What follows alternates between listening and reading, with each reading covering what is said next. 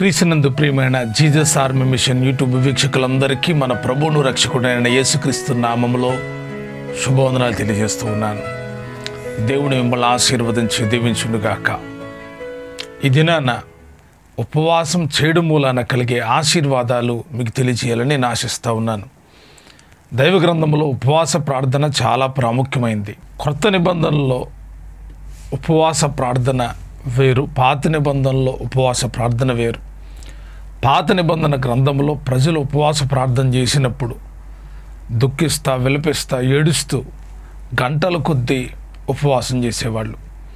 వారు ఉపవాసం చేయడానికి ముందు తమ వస్త్రాలు తీసి గోనిపట్ట కట్టుకొని తల మీద బూడిద పోసుకొని ఉపవసించేవాళ్ళు. అలాగనే వాళ్ళు ఉపవాసం ఉండేటప్పుడు చాలామంది కలహపడుతూ, వివాదాలాడుచు, పోట్లాడుకుంటా ఉపవాసాలు ఉంటున్నారంట.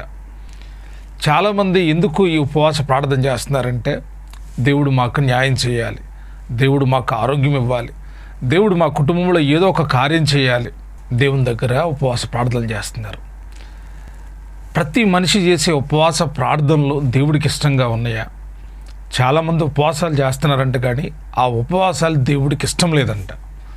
ఎందుకు ఇష్టం లేదయ్యా? మేము ఉపవాసం చేస్తున్నాం కదా, నీ కొరకే మేము ఉపవాసం ఉన్నాం కదా అంటే, దేవుని కొరకు ఉపవాసం ఉండడం వేరు, మన కొరకు ఉపవాసం ఉండడం వేరు.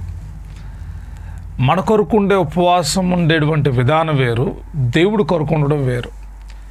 చాలామంది ఆరోగ్యం కోసం ఉపవాసం చేసేవాళ్ళు ఉన్నారు, స్వస్థత కోసం ఉపవాసం చేసేవాళ్ళు ఉన్నారు, ఇంకా చెప్పాలంటే ఆశీర్వాదాల కోసం కూడా ఉపవాసం చేసేవాళ్ళు ఉన్నారు. కానీ దేవుని ఆత్మ కొరకు కనిపెట్టి ఉపవాస ప్రార్థన చేసేవాళ్ళు ఉన్నారా? దేవుని శక్తితో నింపబడాలని, పరిశుద్ధాత్మ వరాలతో నింపబడాలని, తమ లోపల ఆత్మకార్యం జరగాలని, దేవుని పని కొరకు సిద్ధపడడం కొరకు ఉపవాసించి ప్రార్థించేవాళ్ళు ఉన్నారా? నా తోటి వాళ్ళు రక్షించబడలేదే, వాళ్ళంతా రక్షించబడాలని ఉపవసించి ప్రార్థన చేసేవాళ్ళు ఉన్నారా? ఒకవేళ మీరు అలాగ ఉపవసించే వాళ్ళైతే ఆమేన్ అని చెప్పండి, ఎందుకంటే దేవుని ఆశీర్వాదం మీకు కలుగుతుంది. నిజంగా దేవుని కొరకు ఉపవాసం చేస్తే చాలా ప్రత్యేకంగా ఉంటుంది. యెషయా ప్రవక్త ఉపవాస ప్రార్థన గురించి చాలా ప్రత్యేకమైనటువంటి విషయాలను తెలియజేశాడు. చాలామంది ఉపవాసం ఉంటున్నారంట, కానీ పోట్లాడుకుంటా ఉపవాసం ఉంటున్నారంట. పోట్లాడుకుంటా, సమాధానం లేకుండా, వేషధారణతో కూడిన ఉపవాసం చేస్తున్నారు. అయితే యెషయా ప్రవక్త అంటాడు, దేవుడు నాతో చెప్తున్నాడు, మీరు చేస్తున్న ఉపవాసం నాకు అనుకూలమా? మీరు చేస్తున్న ఉపవాసం దేవుడికి ఇష్టమని మీరు అనుకుంటున్నారా, నాకు ఇష్టమని మీరు అనుకుంటున్నారని దేవుడు మాట్లాడుతున్న విషయాల్ని యెషయా ప్రవక్త చెప్తున్నాడు.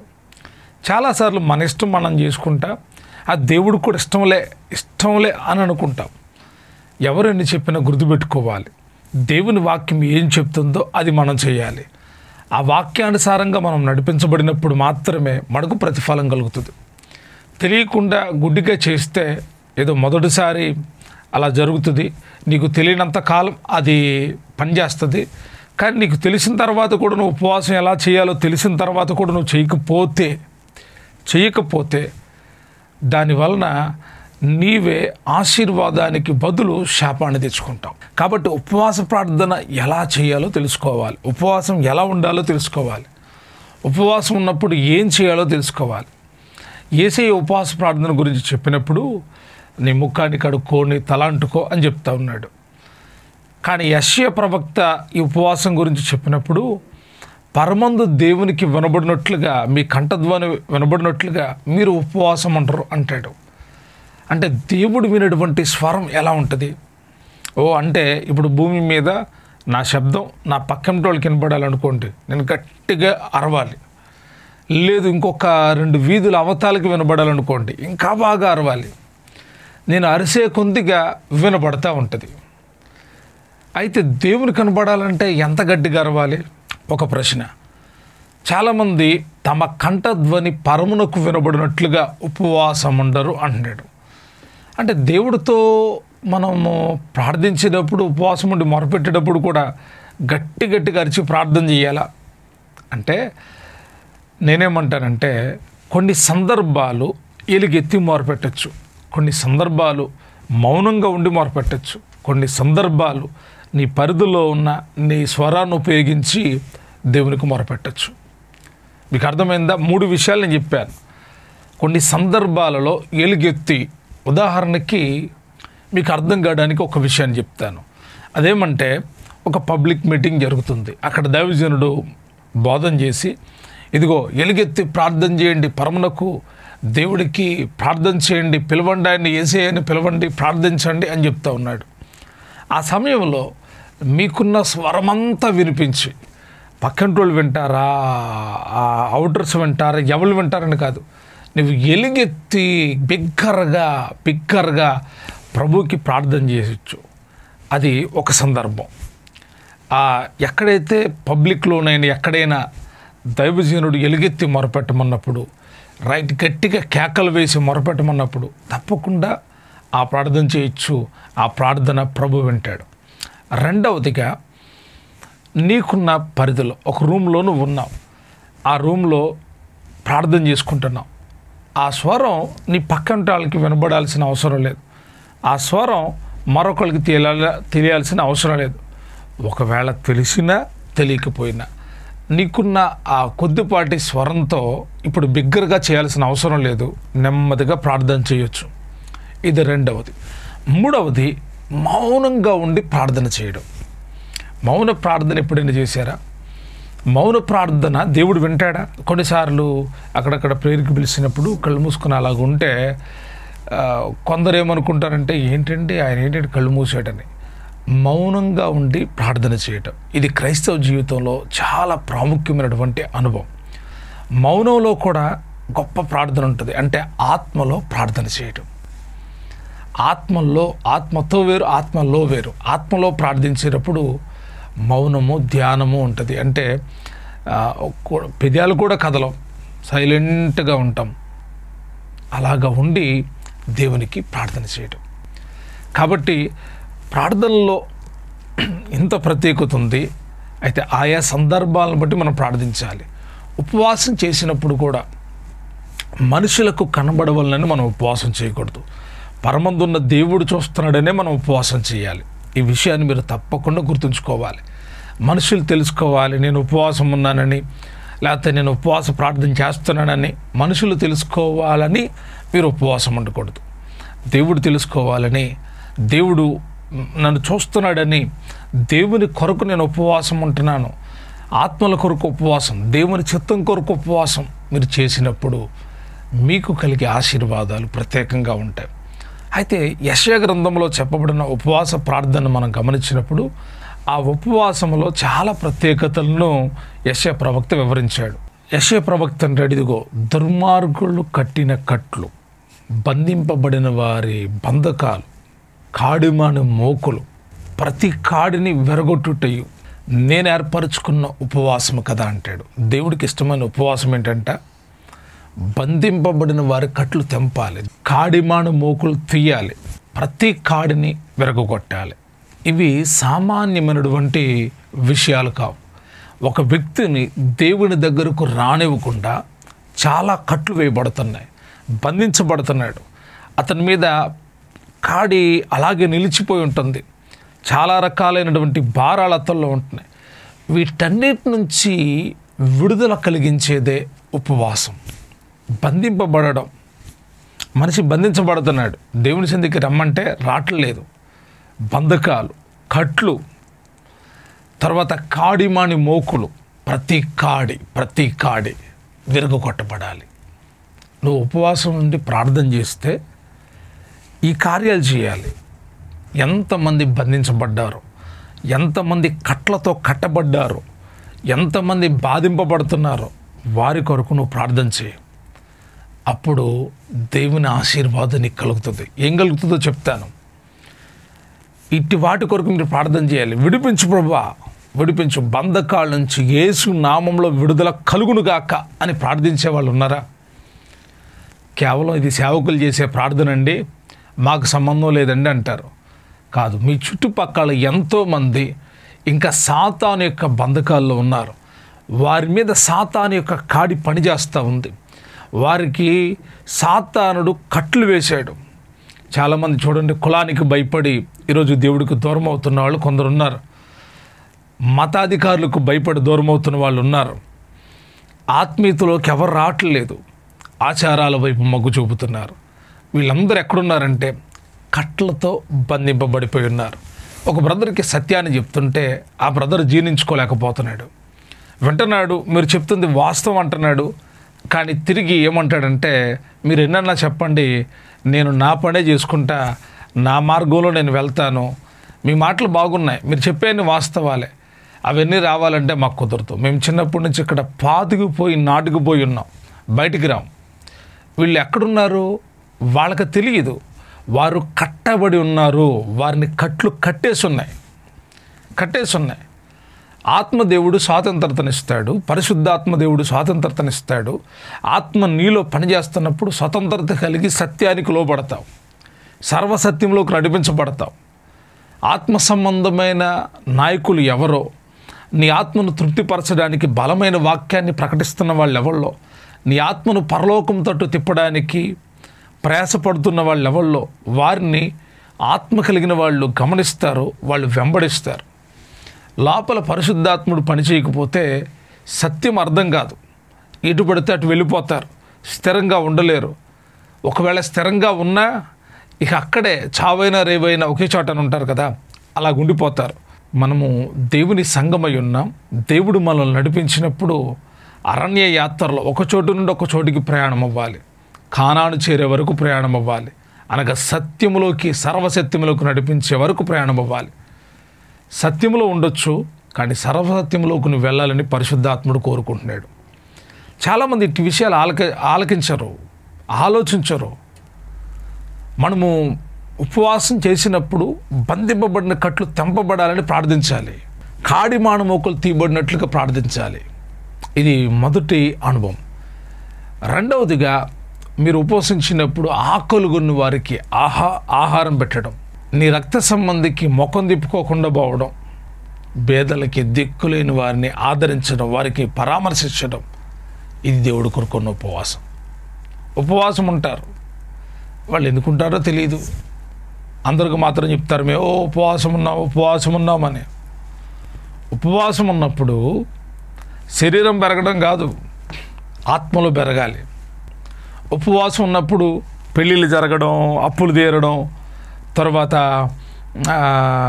ఇంకా రకరకాల సాక్ష్యాలు చెప్తారు, స్వస్థతలు రావడం, ఇవి మామూలే జరుగుతాయి. అయితే ఆత్మను రక్షించబడాలి. క్రొత్త నిబంధన ఉపవాస ప్రార్థన ఎందుకు, ఎడతెగక ఆత్మలో చేయాల్సిన ఉపవాస ప్రార్థన ఎందుకు అంటే, ఒకటి సంఘ క్షేమాభివృద్ధి కోసం, నశించిపోతున్న ఆత్మల కోసం మనం ఉపవాసం ఉండాలి. ఉపవాసం ఉన్నప్పుడు మనం ఆ రోజు ఉపవాసం ఉంటున్నాం, మనం తినాల్సినటువంటి ఆహారాన్ని బేదలకు, ఆకలిగొన్న వారికి పెట్టాలి, దిక్కులేని బేదలను చేర్చుకోవాలి, రక్త సంబంధికి ముఖం తిప్పుకోకూడదు. ఇవన్నీ యెషయా ప్రవక్త ద్వారా తెలియజేయబడిన విషయాలు. మరి ఉంటున్నాం అలాగా? మనం ఉపవాసం ఉన్నప్పుడు ఇలాగ చేస్తున్నామా? మన ఆహారాన్ని ఇతరులకు పెడుతున్నామా? పెట్టకపోతే అది దేవుడికి ఇష్టమైన ఉపవాసం కాదు. కాబట్టి పాత నిబంధనలో చెప్పుంది కదా, కొత్త నిబంధనలు చేయాలా? క్రొత్త నిబంధనలో కూడా అంతరంగ శుద్ధీకరణ జరగాలంటే నీ ఆహారం ఇతరులకు పెట్టాలి, నువ్వు దిక్కుమాలిన భేదలను చేర్చుకోవాలి, వారిని పరామర్శించాలి. అది దేవుడు కోరుకున్న ఉపవాసం. నీ రక్త సంబంధి కనబడితే ముఖం తిప్పుకుని వెళ్ళిపోమాకు, ఉపవాసం ఉండి ముఖం తిప్పి వెళ్ళిపోమాకు, సమాధానం కలిగి ఉంటూ. అప్పుడు దేవుడు నీ ఉపవాస ప్రార్థనని ఆలకిస్తాడు, నీ ఉపవాసాన్ని చూసి మెచ్చుకుంటాడు. అప్పుడు నీకు జరిగే కార్యం ఏంటో తెలుసా? ఒక 5 విషయాలు మాత్రం చెప్తాను, చాలా విషయాలు ఉన్నాయి, 5 విషయాలు మీకు చెప్తాను. మొట్టమొదటిగా, మీరు ఉపవాసం ఉండడం మూలాన ఆయన మీకు ఇస్తున్న శ్రేష్టమైన ఆశీర్వాదం, నీ వెలుగు వేకువ చుక్క వలె ఉదయించును అంటాడు. దీని అర్థం చాలా లోతైనటువంటి విషయం. నీ వెలుగు అన్నాడు అంటే, నీ వెలుగు అంటే ఎవడు దీపాన్ని వెలిగించి కొంచెం కింద, కంచం కింద, మంచం కింద పెట్టాడంట. ఎక్కడ పెడతాడు? దీపస్తంభం మీద పెడతాడు. ఒకవేళ అలా పెట్టకపోతే ఆ వెలుగు వల్ల ఉపయోగం లేదు.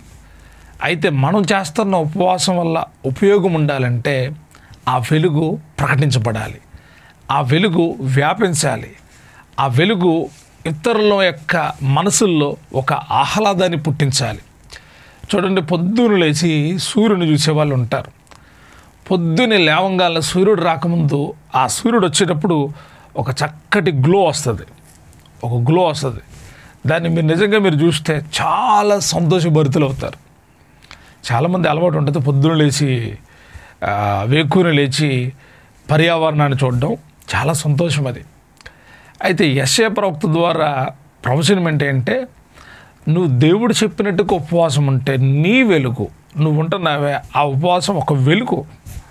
ఉపవాసం అనేది ఒక పవర్, ఉపవాసం అనేది ఒక లైట్.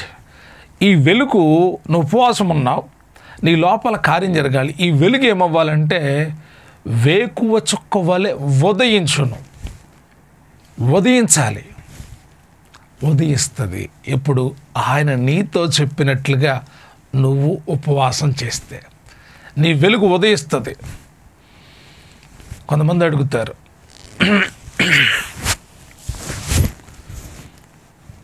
పాస్టర్ గారు ఏంటి ఉపవాసం ఉంటున్నారా, బాగా తగ్గిపోయారు అని అంటారు. శరీరాన్ని చూసి వాళ్ళు అలాగ అంటున్నారు, కానీ ఆధ్యాత్మికమైనటువంటి వెలుగు ఉదయించడం అంటే ఉపవాసం ద్వారా జరిగే కార్యాలు చూసినప్పుడు వాళ్ళు అడుగుతారు కదా, మేము ఎందుకు ఇది చేయలేకపోతున్నాం, మాకెందుకు సాధ్యం కావట్లేదు అంటే, నేనంటాను, మీరు దేవుడికి ఇష్టమైన ఉపవాసం చేయండి, దేవుడు మీ ద్వారా కూడా కార్యాలు జరిగిస్తాడు. మీ వెలుగు ఉదయిస్తుంది, చీకట్లో కూడా ఉదయిస్తుంది. వెలుగు ఎంత పెరిగితే చీకటి అంత వెళ్ళిపోతుంది. ఉపవాస ప్రార్థనలో, ఉపవాసంలో అంత బలమైన శక్తి ఉంది. ప్రభు చెప్పినట్టుగా కనుక మీరు చేస్తే మీ వెలుగు వ్యాపిస్తుంది, ఉదయిస్తుంది. ఇది మొదటి విషయం. రెండవదిగా, స్వస్థత నీకు శీఘ్రముగా లభించును అని రాయబడి ఉంది. స్వస్థత శీఘ్రముగా లభించును అంటే ఉపవాసం చేస్తే స్వస్థత కలుగుతుందా? ఉపవాసం చేస్తే రోగం పోతుందా అంటే, వైద్యులు కొందరు ఏం చెప్తారంటే, మీరు ఉపవాసం చేయండి, మీకు స్వస్థత కలుగుతుంది, ఆరోగ్యం వస్తుంది. చాలామంది వైద్యులు చెప్పే విషయం, మీరు ఫాస్టింగ్ చేయండి బాగుంటుందండి ఆరోగ్యం, ఒకరోజన్నా వారంలో ఒకరోజన్నా ఉపవాసం చేయండి అని.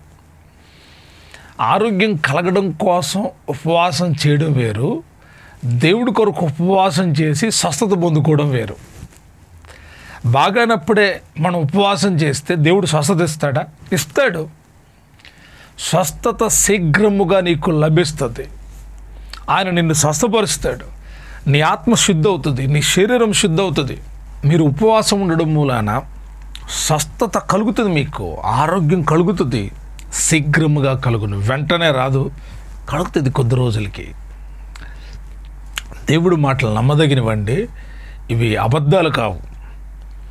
అలాగ బాగుపడిన వాళ్ళు ఎంతోమంది ఉన్నారు, ఉపవాసం ఉండి ఆరోగ్యం పొందుకున్న వాళ్ళు ఎంతోమంది ఉన్నారు, ఉపవాస ప్రార్థనలు చేస్తున్న వాళ్ళు ఎంతోమంది ఉన్నారు. క్రొత్త నిబంధనలో అన్న అనే ఒక ప్రవక్తికి ఉంది. ఆమె దేవాలయాన్ని విడువక ఉపవాసం ఉండి ప్రార్థన చేస్తూ ఉందంట. అందుకే దేవుని ప్రత్యక్షత దొరికింది. ప్రియదేవుని బిడ్డలారా, ప్రభు పేట నేను తెలియజేసే విషయం ఏంటంటే, దేవుడు చెప్పినట్టుగా ఉపవాసం చేస్తే స్వస్థత మీకు శీఘ్రంగా కలుగుతుంది. స్వస్థత కోసం ఎక్కడో పరిగెట్టాల్సిన అవసరం లేదు. ఉపవసించండి. కొన్నిసార్లు కొందరు 7 వారాలు ప్రార్థన చేస్తారు, కొందరు 14 వారాలు, కొందరు 21 వారాలు. దేని కొరకు? స్వస్థత కోసం.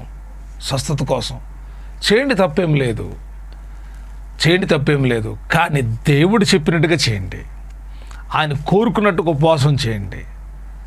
మీ ఆధ్యాత్మిక జీవితాన్ని అవి బలపరుస్తున్నాయి ఆ ఉపవాస ప్రార్థనలు అంటే తప్పకుండా చేయండి. స్వస్థత శీఘ్రంగా కలుగుతుంది. ఇది రెండవ విషయం. మూడవదిగా, నీ నీతి నీ ముందర నడుచును. నువ్వు ఉపవాసం ఉండడం మూలాన యథార్థంగా ఉంటావు కదా, పరిశుద్ధంగా ఉంటావు కదా, నీతిగా ఉంటావు కదా.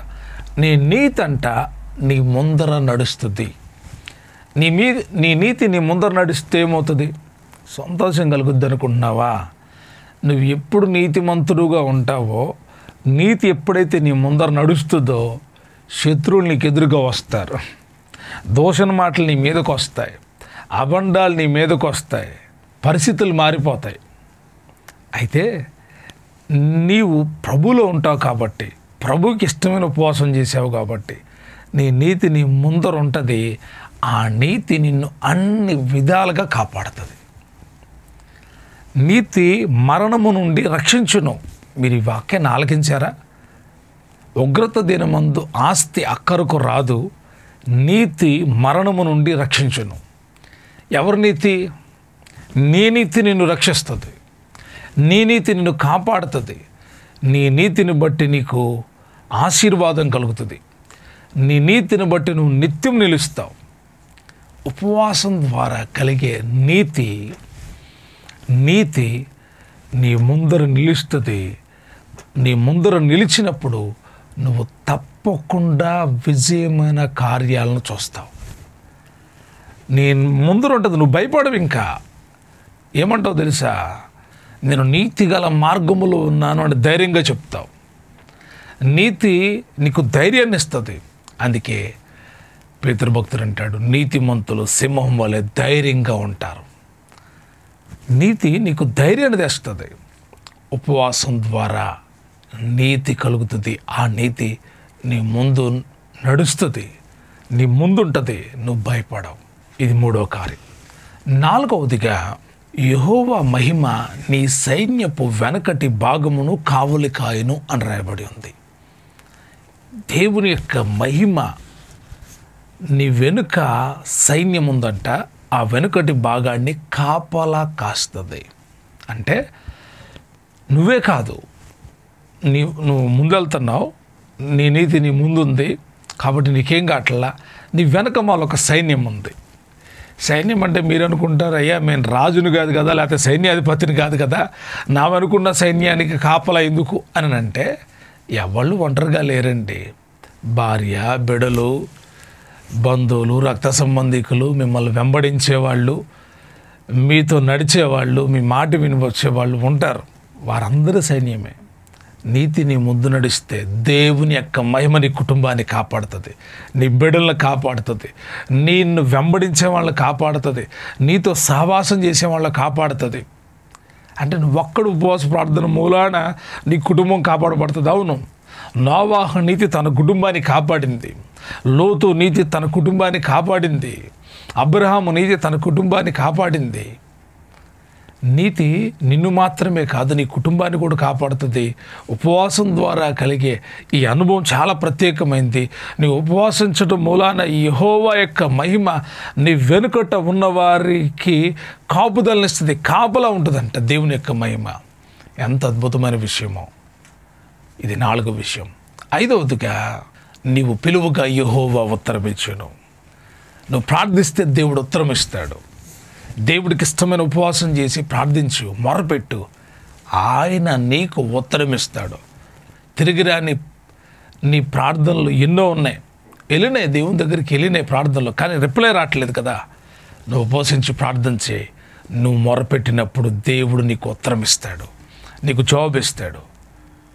ప్రియ దేవుని బిడ్డలారా, నేను చాలా క్లుప్తంగా వివరించాను ఈ విషయాల్ని, కానీ వీటిలో చాలా లోతైన అనుభవాలు ఉన్నాయి. మీరు తప్పకుండా దేవుడికి ఇష్టమైన ఉపవాసం చేసి దీవించబడాలని కోరుకుంటున్నాను. దేవుడిచ్చే ఆశీర్వాదాలు అనుభవించాలని కోరుకుంటున్నాను. కాబట్టి దేవుడికి ఇష్టమైన ఉపవాసం చేసి దేవునితో సన్నిహిత సంబంధాన్ని కలిగి అందరూ ముందుకు కొనసాగాలని కోరుకుంటూ ఉన్నాను. అట్టి రీతిగా దేవుడు మనల్ని అందరినీ నడిపించును గాక. Thank you. God bless you.